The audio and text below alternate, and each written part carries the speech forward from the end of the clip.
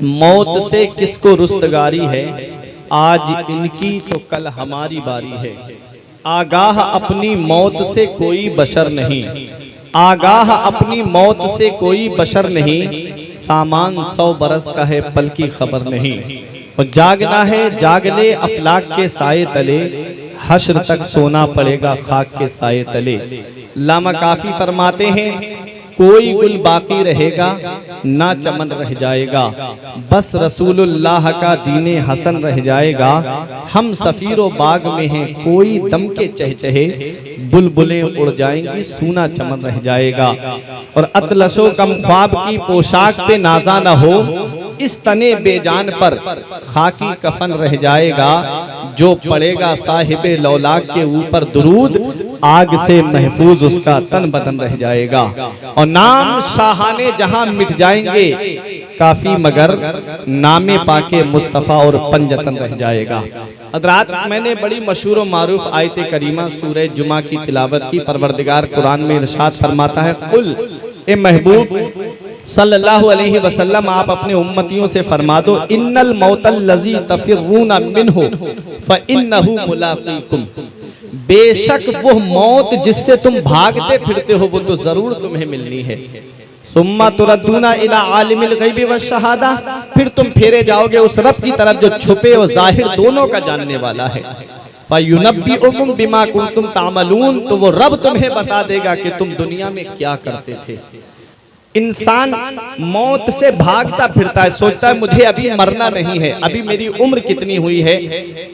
लेकिन मौत के बारे में कुरान करीम के अंदर आया है, रब इरशाद फरमाता है, ऐना युद्रिकुमुल मौतो इन कुंतुम फी बुरूजिम मुशय्यदा, मौत तुम्हें ढूंढ लेगी, मौत तुम्हें पा लेगी अगरचे तुम मजबूत तालों में बंद क्यों ना हो जाओ।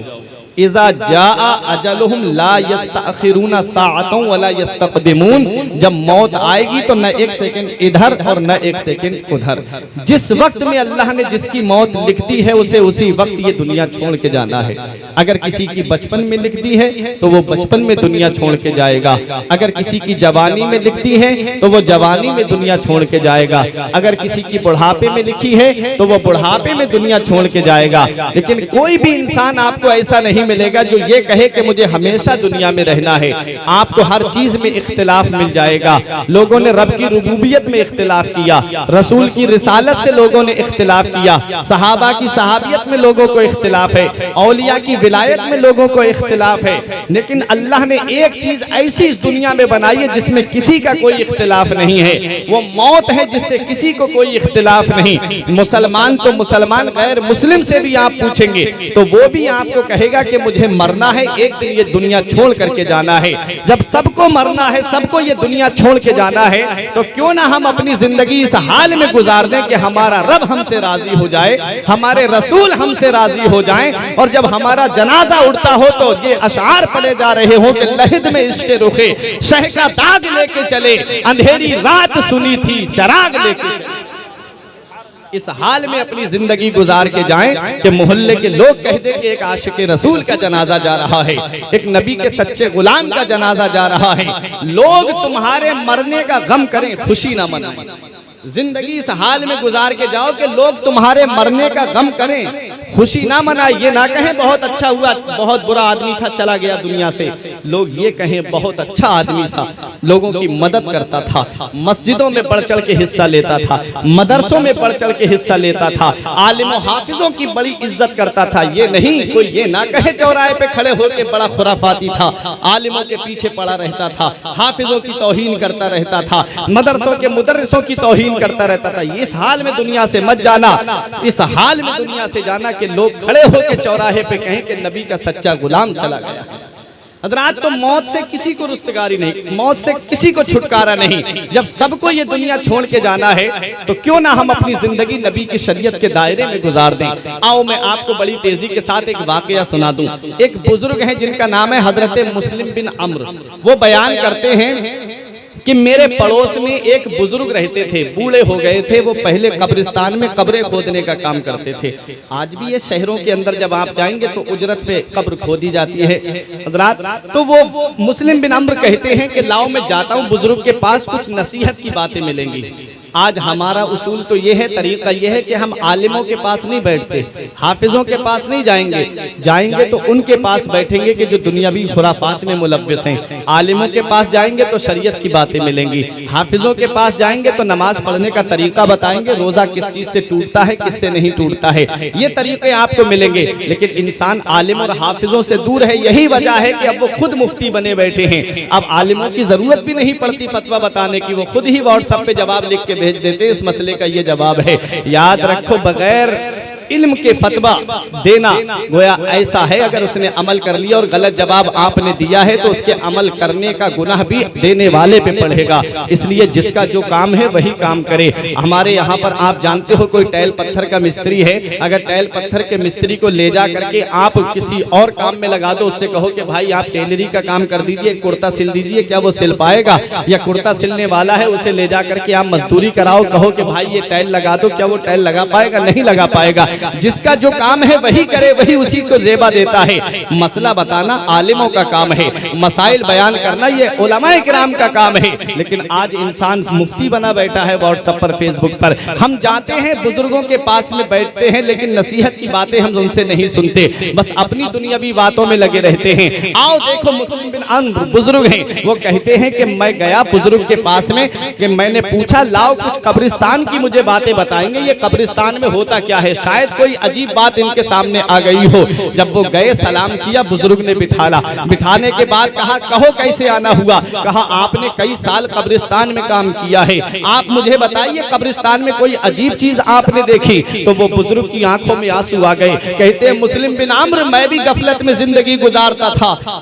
मेरी आंखों पर भी गफलत का पर्दा पड़ा हुआ था। एक दिन ऐसा हुआ कि वो गफलत का पर्दा मेरी आंखों से उठ गया। कहते हैं गर्मी पड़ रही थी शिद्दत की, मैंने एक कब्र तैयार कर ली, मैंने सोचा लाओ थोड़ी और मेहनत करके दूसरी तैयार कर लेता हूँ। कहते हैं जब 2 कब्रें तैयार हो गईं, कहते हैं मैंने सोचा कि लाओ फिर आराम कर लूंगा, थोड़ी एक कब्र और तैयार कर लेता हूँ। कहते हैं जब मैंने तीसरी कब्र तैयार की तो उस कब्र के अंदर से गरम गरम तपिश आने लगी, आग का सेक आने लगा। वो कहते हैं बुजुर्ग मैंने हिम्मत करके मेहनत करके वो तीसरी कब्र भी तैयार कर ली। कहते हैं जब मैं वो कब्रें तैयार हो गई, मैं एक पेड़ के साए में बैठ गया, मैं सोचने लगा, ये देखने लगा कि अब इन कब्रों के अंदर आता कौन है। कहते हैं पहले एक जनाजा आया, 4 लोग उसको कांधा दिए हुए थे और 4-5 लोग उसके पीछे चल रहे थे। कहते हैं जब वो जनाजा आया, उन्होंने पहले वाली कब्र को मुझसे खरीद लिया। और सुनो, वो बुजुर्ग कहते हैं कि जब मैंने कब्रें तैयार कर ली थी तो मैं एक पेड़ के नीचे आराम करने लगा ताकि मेरे अंदर जो गर्मी बैठ गई है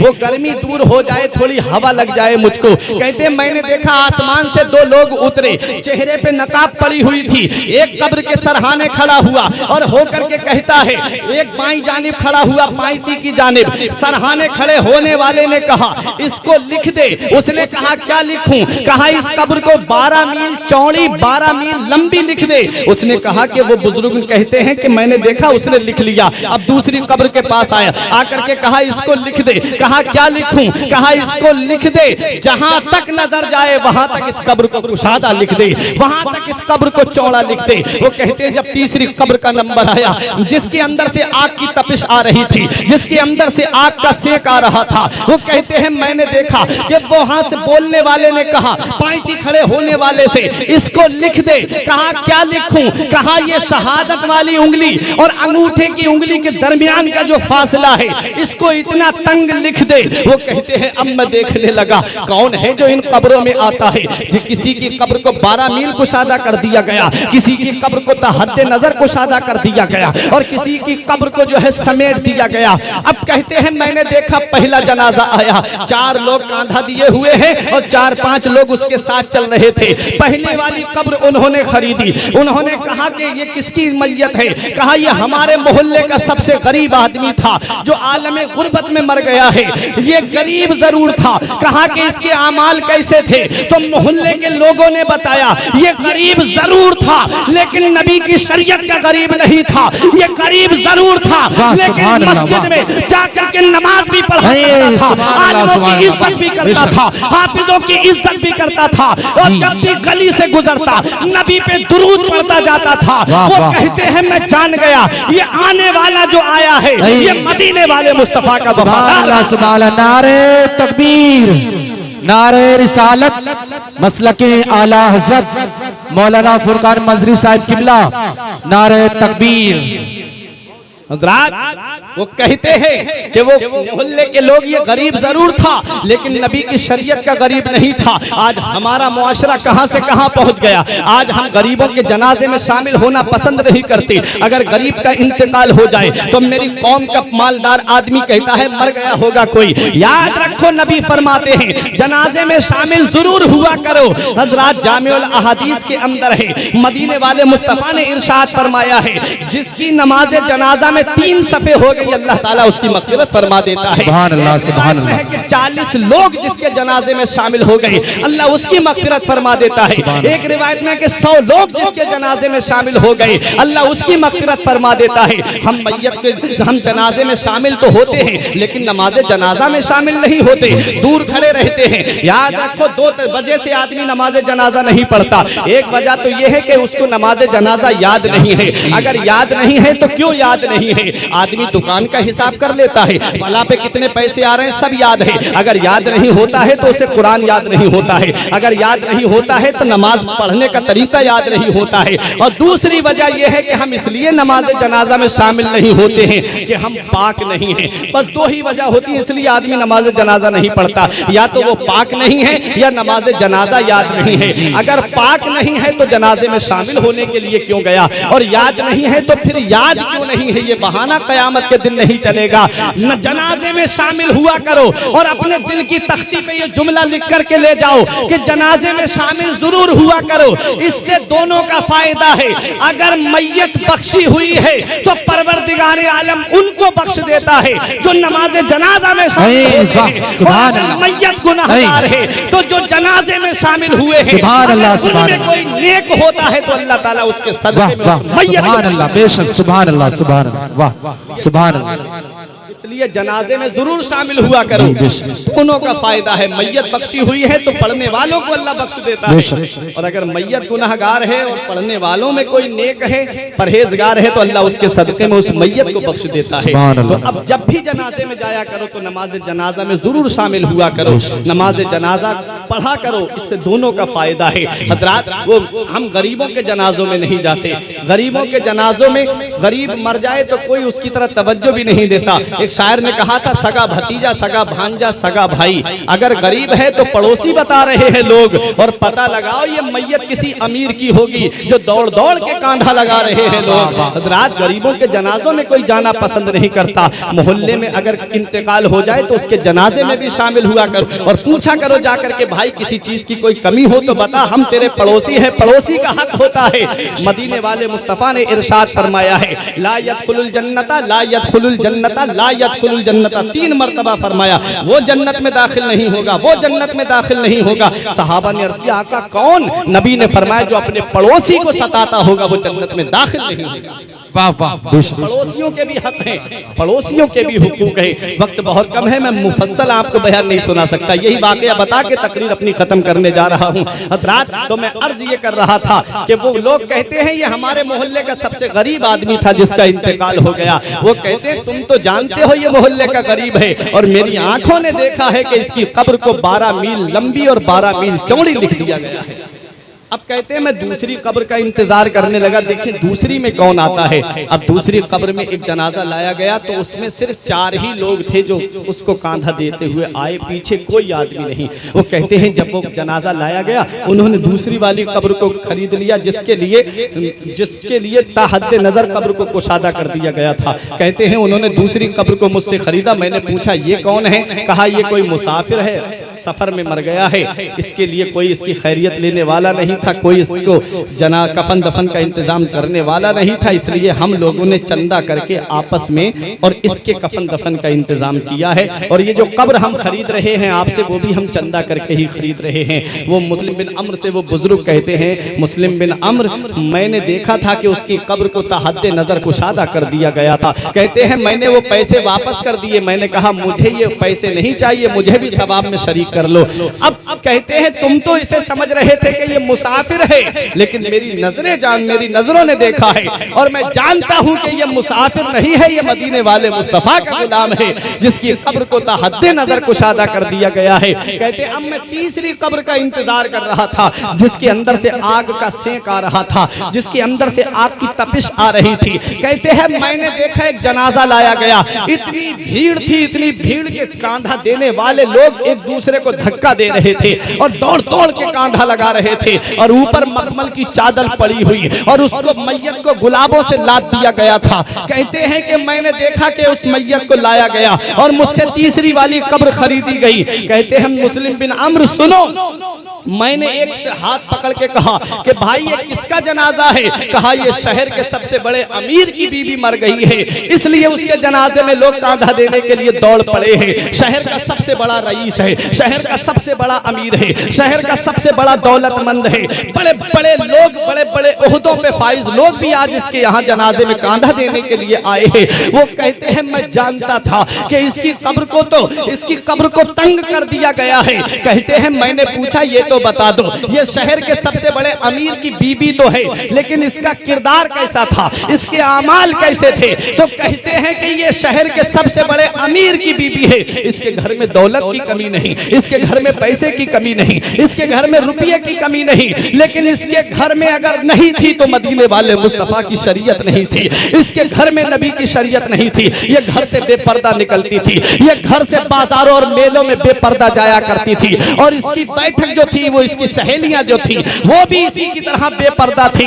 कहते हैं वो बुजुर्ग है मुस्लिम बिन अम्र सुनो, मैं जान गया ये कब्रिस्तान वो जगह है, यहाँ पर पैसा नहीं चलता है, यहाँ रुपया नहीं चलता है, यहाँ दौलत नहीं चलती है, यहाँ सरमाया नहीं चलता है, यहाँ बिरादरी नहीं चलती है, यहाँ ओहदा नहीं चलता है, यहाँ पर बैंक बैलेंस नहीं चलता है। अगर कब्र में चलता है तो मदीने वाले मुस्तफा की सुभान अल्लाह, अगर कब्र में चलती है तो नबी की शरीयत चलती है। इसलिए ए दुनिया वालों, कब्रिस्तान वो जगह है, यहाँ की तैयारी करके दुनिया से जाओ और जब तुम्हारा जनाजा उठे तो मोहल्ले के लोग ये पुकार के कह दे कि लहिद में इसके रुखे सुभान अल्लाह, अंधेरी रात सुनी थी चिराग लेके चले। नारे तकबीर, नारे रिसालत, मसलके आला हजरत, फैजाने ताजे शरिया, बस्ती बस्ती करिया करिया, मौलाना फुरकान मंजरी साहिब किबला। नारे तकबीर, नारे रिसालत। उस कब्र की तैयारी कर लो, उस कब्र में रहना है, उस कब्र के अंदर आराम करना है। आज जिस घर में हमें मुसाफिराना अंदाज में रहना है, आज जिस घर में हमें चंद दिन ठहरना है, अगर उस घर को बना लिया जाता है, टीनें पड़ी है तो छत की फिक्र लगी रहती है, छत डल जाए तो उसके डेकोरेशन की फिक्र लगी रहती है कि मुझे अपने घर में टाइल भी लगानी है, मुझे अपने घर में पत्थर भी लगवाना है, मुझे अपने घर में बेहतरीन कूलर भी लगवाने हैं, मुझे अपने घर में एसी भी लगवानी है, मुझे अपने घर के अंदर बेहतरीन डेकोरेशन कराना है। बाहर का आदमी आए और देखे कहे हाँ क्या घर बनाया है, हर तरह सजाया उस घर को। जिस घर में ठहरना 2 दिन है और जिस घर में हमेशा रहना है, कैसा है वो घर मालूम नहीं। हमने कब्र की कोई फिक्र नहीं की, हमने कब्र की कोई तैयारी नहीं की, हमें तो उस घर में हमेशा रहना था, हमने उसकी कोई तैयारी नहीं की। इस घर को सजा के गए। आज जिस घर के अंदर हम रहते हैं, हमसे पहले हमारे वालिद और हमारे वालिद से पहले हमारे दादा और हमारे दादा से पहले उनके वालिद रहते थे। आज आप गौर तो करें, इस घर के अंदर जो हम रह रहे हैं ये मुसाफिर खाना है, मुसाफिर खाना। नबी इरशाद फरमाते हैं अपनी जिंदगी इस हाल में गुजारो गोया कि तुम मुसाफिर हो, इस हाल में जिंदगी दुनिया से गुजार के जाओ कि तुम मुसाफिर हो। हमने एक मुसाफिर को देखा, बड़ा पैसे वाला था, बड़ी दौलत वाला था, स्टेशन पे बैठ करके 3 घंटा ट्रेन लेट हो गई और वो वहीं बैठ के इंतजार करता रहा। मैंने कहा भाई तेरे पास तो दौलत है, तेरे पास तो पैसा है, तेरे पास तो सरमाया है, तेरे अकाउंट्स दौलत से भरे हुए हैं, तू चाहे तो स्टेशन के बराबर में एक प्लाट खरीद के मकान बना के रहने लगे, तूने मकान क्यों नहीं बनाया? उसने कहा मौलाना मैं यहाँ हमेशा रहने थोड़ी आया हूँ, मैं तो यहाँ मुसाफिर हूँ, सफर करूंगा ट्रेन से, अभी दूसरी जगह चला जाऊंगा। अरे मुसलमानों क्या हो गया? आज हम दौलत जमा करते हैं, आज हम पैसा जमा करते हैं, आज हम दुनिया में ऐसे खो गए हैं, हमने अपनी कब्र को भुला दिया, हमने अपने आखिरी घर को भुला दिया, हमने अपनी आखिरी मंजिल को भुला दिया। हम दुनिया में रहते रहे, एक दिन मौत का फरिश्ता आ गया, अफसोस का हाथ मलते हुए दुनिया से चले गए।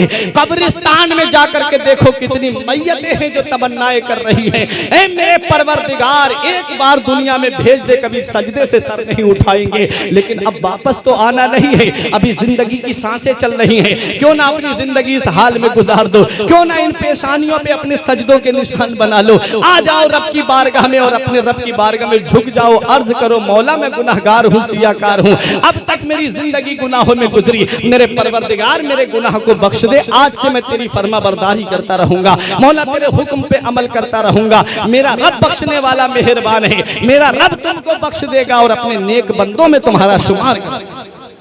क्यों ना अपनी जिंदगी नेक हाल में गुजार दो।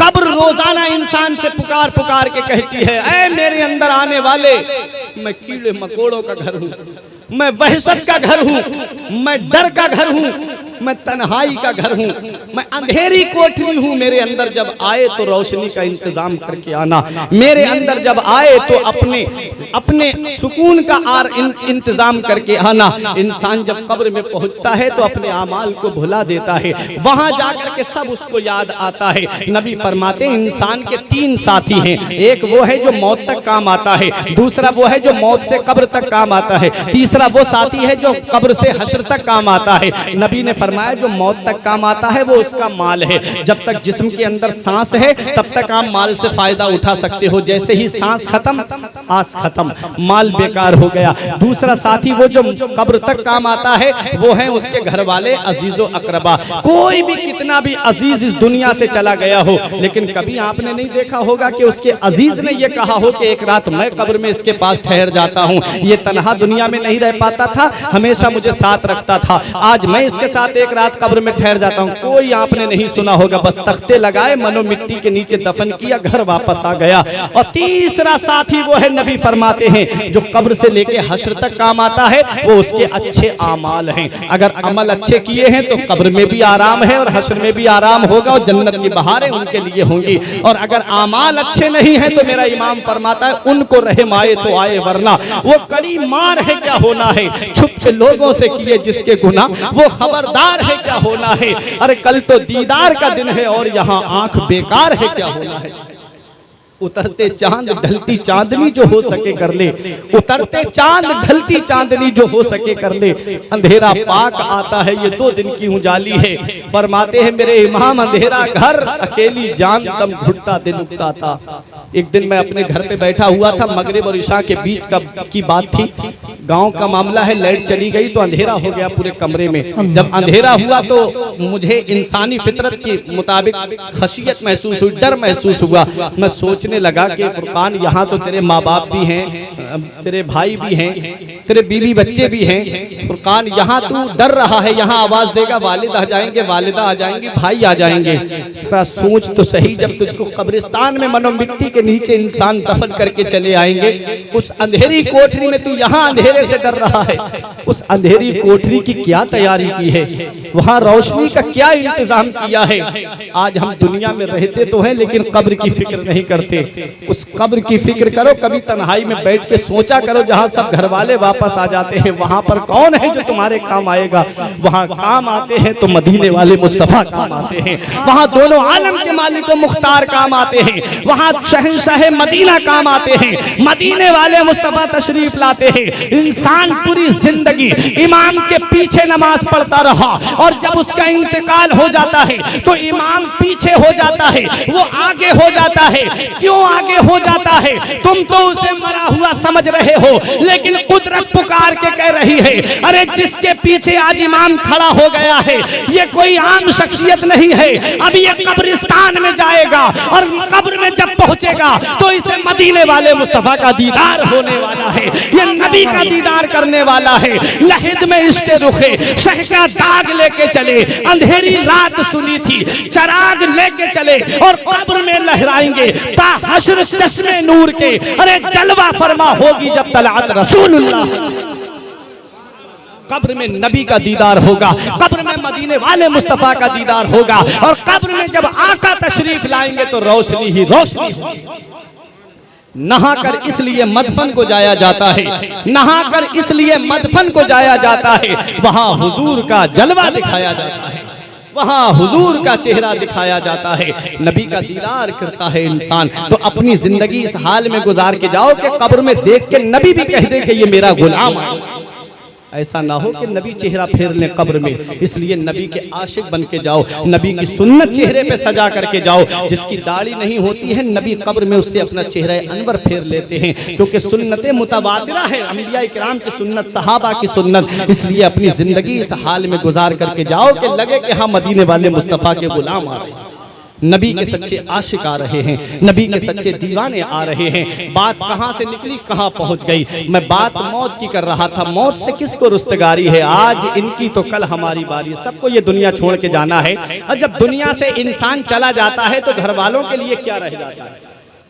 मुलाकात सबकी कयामत में होनी है।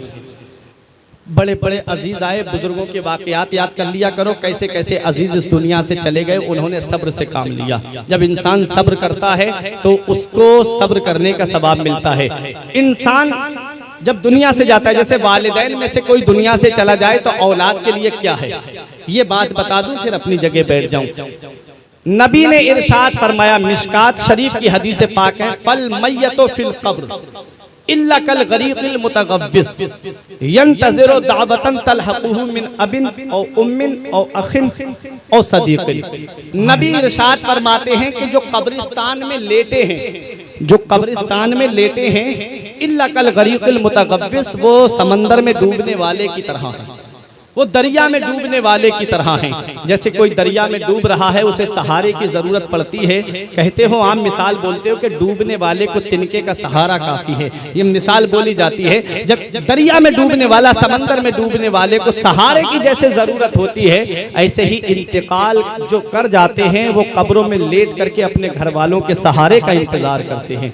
अब घर वालों का सहारा क्या है, अजीजों का सहारा क्या है, हदीस से समझ लो। नबी फरमाते यंतज़िरु दावतन तलहक़ुहु मिन अबिन औ उम्मिन औ अखिन औ सदीक़िन। नबी फरमाते हैं जो कब्रिस्तान में लेटे हैं वो इंतजार कर रहे हैं किसका, बाप की दुआ का, और उम्मिन माँ की दुआ का, और अखिन भाई की दुआ का, और सदीक़िन दोस्तों की दुआ का।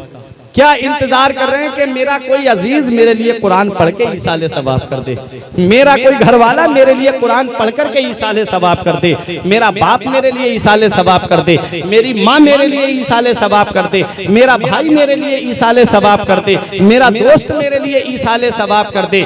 हदीस पाक में आका ने इरशाद फरमाया, जब वो चीज उस तक पहुंच जाती है तो वो दुनिया वमा फीहा से सबसे ज्यादा अजीज वो चीज होती है, वो दुआ होती है, वो कुरान की तिलावत होती है। अब हमारा क्या फर्ज बनता है, हुकूक उलमा इकराम फरमाते हैं कि औलाद पर माँ बाप के हुकूक में से एक हक ये भी है कि अगर माँ बाप में से किसी का इंतकाल हो जाए और औलाद मौजूद है तो वो औलाद अपनी माँ के लिए या अपने बाप के लिए ईसाले सवाब करती रहे।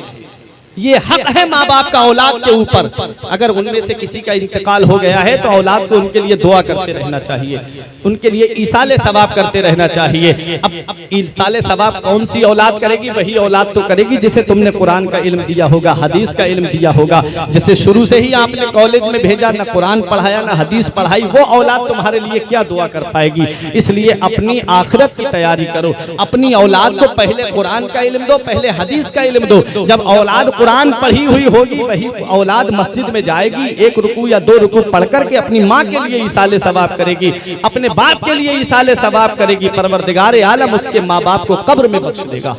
अब हदीस पाक सुनो, नबी फरमाते हैं, मन दखलल मकाबिरा, जो कब्रिस्तान जाए, जो कब्रिस्तान जाए, फक़रा सूरत यासीन, और एक मर्तबा सूरह यासीन शरीफ पढ़ दे। कब्रिस्तान जाए और एक मर्तबा सूरह यासीन शरीफ पढ़ दे, खफ़फ़ल्लाहु अन्हुम, अल्लाह तबारक व तआला उस कब्रिस्तान के मुर्दों के अजाब में तखफीफ फरमा देगा और पढ़ने वाले को कब्रिस्तान में जितने मुर्दे हैं उनकी तादाद के बराबर सवाब अता फरमाएगा। अब आप मुझे बता सकते हैं कि नगरिया कला के कब्रिस्तान में कितने मुर्दे दफन हैं और कब से दफन होते चले आ रहे हैं, कोई नहीं बता सकता। पढ़ने वाले को अल्लाह ताला तादाद के बराबर सवाब अता फरमाएगा और एक मर्तबा सूरह यासीन शरीफ पढ़ने की वजह से कब्रिस्तान के मुर्दों के अजाब में तखफीफ फरमा देगा। अब किसी को इतना वक्त नहीं, इतना टाइम नहीं कि इतनी देर रुक पाए, तो आगे हदीस सुनो। नबी ने फरमाया जो कब्रिस्तान दाखिल हो और 11 मरतबा सूरह इखलास शरीफ यानी कुल हुवल्लाहु अहद पढ़ कर के कब्रिस्तान के मुर्दों को ईसाले सवाब कर दे, तो परवरदिगार आलम उस कब्रिस्तान के मुर्दों के अजाब में तखफीफ फरमा देगा और पढ़ने वाले को उनकी तादाद के बराबर सवाब अता फरमाएगा। अब इतना भी वक्त नहीं है तो एक हदीस और सुन लो। नबी इरशाद फरमाते हैं जो कब्रिस्तान जाए 1 मरतबा सूरह फातिहा शरीफ और 3 मरतबा सूरह इखलास शरीफ और 1 मरतबा अलहाकुमुत तकासुर हत्ता ज़ुरतुमुल मकाबिर सूरत है, इसको पढ़ कर के ईसाले सवाब कर दे तो अल्लाह तबारक व तआला कब्रिस्तान के मुर्दों के अजाब में तखफीफ फरमा देगा और पढ़ने वाले को तादाद के बराबर सवाब अता फरमाएगा। तो हमारा ये फर्ज बनता है, अगर हमारा अजीज चला गया, हमारा प्यारा चला गया, तो हम मस्जिद जाएं, कुरान के 2 रुकू पढ़ें और पढ़ करके उसका ईसाले सवाब कर दें। कुरान शरीफ याद नहीं है तो कलमा शरीफ तो हर मुसलमान को याद होगा, कलमा शरीफ पढ़े। आला हजरत ने अल मलफूज शरीफ के अंदर बयान किया है कि जो 70,000 मरतबा कलमा शरीफ पढ़ करके ईसाले सवाब कर दे, 70,000 मरतबा कलमा शरीफ पढ़ करके ईसाल कर दे, ईसाले सवाब कर दे, तो अल्लाह ताला पढ़ने वाले को भी बख्श देता है और जिसके लिए बख्शा जाता है परवरदिगार उसको भी बख्श देता है। बहुत आसान है हमारे लिए। हमारे अजीज दुनिया से चले गए, हम उनके लिए ईसाले सवाब करते रहें, उनके नाम से कुरान खानी घर पे कराते रहें, खुद कुरान पढ़ करके घर में 4-5 लोग कुरान शरीफ पढ़े हुए हैं, बैठ जाएं कुरान शरीफ पढ़ें। जरूरी नहीं कि बाहर से किसी को बुलाएं, वहीं पढ़ करके और सामने फातिहा की थोड़ा सा सामान रख करके ईसाले सवाब कर दें तो अल्लाह ताला उनकी भी वहाँ मगफिरत फरमा देगा और पढ़ने वाले को भी सवाब अता फरमाएगा। कुल इन्नल मौतल लज़ी तफिर्रून मिन्हु फइन्नहु मुलाक़ीकुम सुम्मा तुरद्दूना इला आलिमिल गैबि व शहादा। ऐ महबूब आप अपने उम्मतियों से फरमा दो वो मौत जिससे तुम भागते फिर रहे हो वो तो जरूर तुम्हें मिलनी है। सुम्मा तुरद्दूना इला आलिमिल गैबि व शहादा, फिर तुम उस रब की तरफ फेरे जाओगे, छुपे और जाहिर दोनों का जानने वाला है। फयुनब्बिउकुम बिमा कुंतुम तामलून, तो वो रब तुम्हें बता देगा तुम दुनिया में क्या करते थे। अच्छे अमल करो, अच्छे काम करो, इस दुनिया से इस हाल में जिंदगी गुजार करके जाओ कि मोहल्ले के लोग कह दे कि नबी के सच्चे गुलाम का जनाजा जाता है। बुलबुल से बहरहाल नशे मन न छूटेगा, बरके तपा के खौफ से गुलशन न छूटेगा, माहौल गर्चे अपने मुआफिक ये नहीं है सरकार मगर आपका दामन न छूटेगा। परवरदिगार आलम की बारगाह में दुआ है।